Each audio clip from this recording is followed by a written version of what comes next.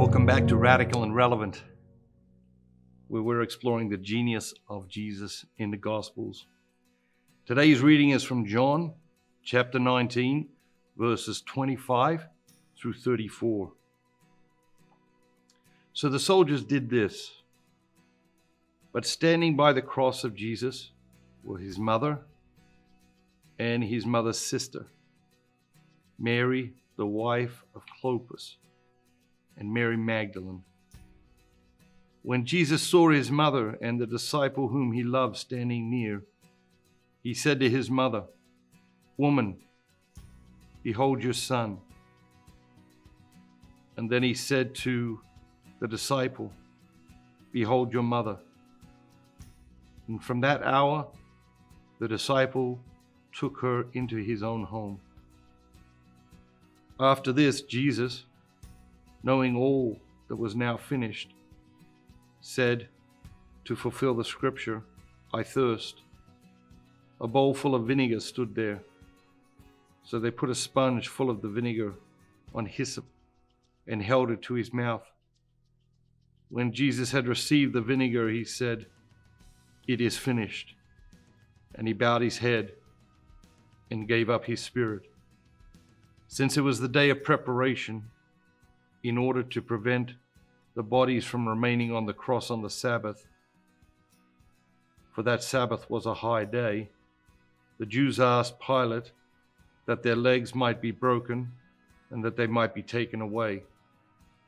So the soldiers came and broke the legs of the first and the other who had been crucified with Jesus.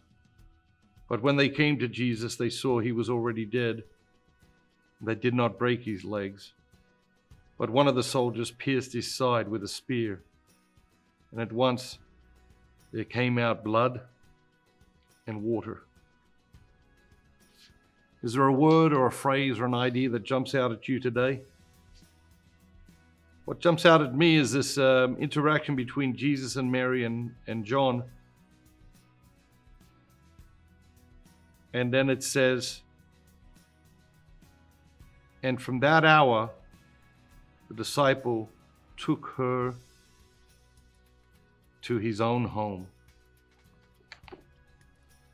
From that hour, John took Mary to his own home. John took Mary and took care of her. Have you taken Mary into your own home? What place does Mary have in your own home? And what place does Mary have in your heart?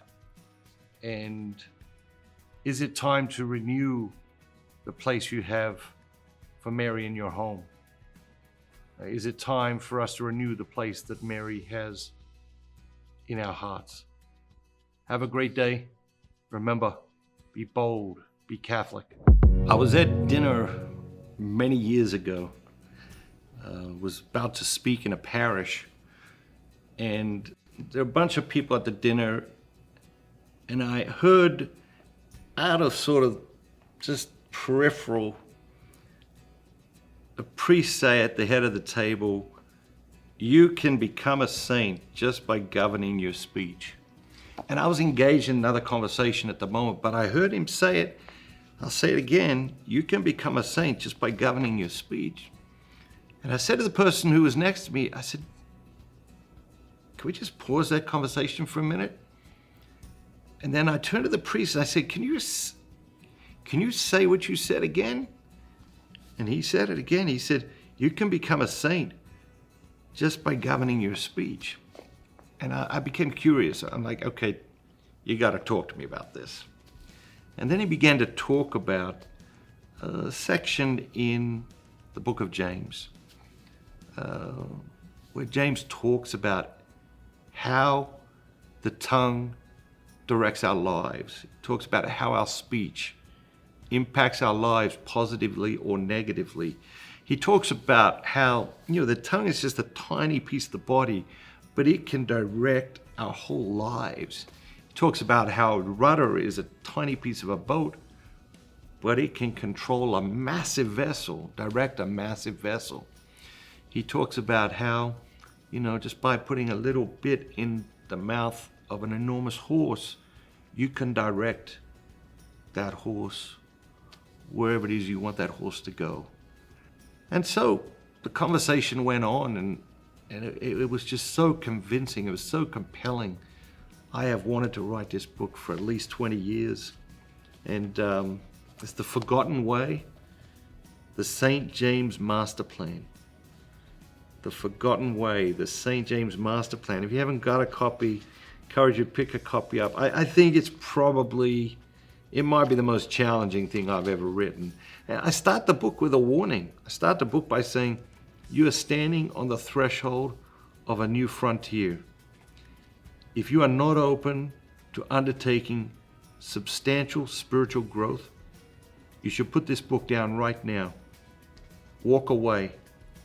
Some things, once seen, cannot be unseen. There are things that once heard cannot be unheard. You will not be able to unsee what we are about to discover. You will not be able to unhear the things I'm going to whisper in your ear. The promise of this book is very simple. You can transform your life by changing the way you speak. The Forgotten Way, the St. James Master Plan. Hope you pick up a copy today. God bless you, and remember, be bold, be Catholic.